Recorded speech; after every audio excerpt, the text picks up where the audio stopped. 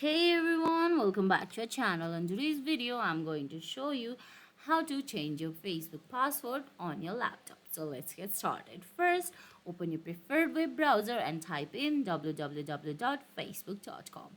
After that, you have to give in your login details and log into your Facebook. After that, now you have to look at the account option at the top left corner and tap on it. Then select settings and privacy, and under that you have to go to settings.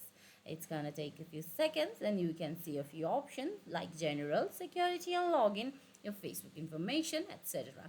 Select security and login. Under security and login, you have to scroll down a little bit, and under login you can see change password option.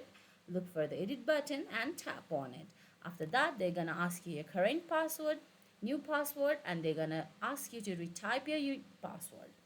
Now, after you type in current new and retype the new password, you can tap on the save changes option. And guys, that's how you change your Facebook password through your laptop. I hope you found this video helpful. If you did, please give it a thumbs up, leave a comment, subscribe to our channel and hit that bell icon. See you in the next video. Thanks for watching.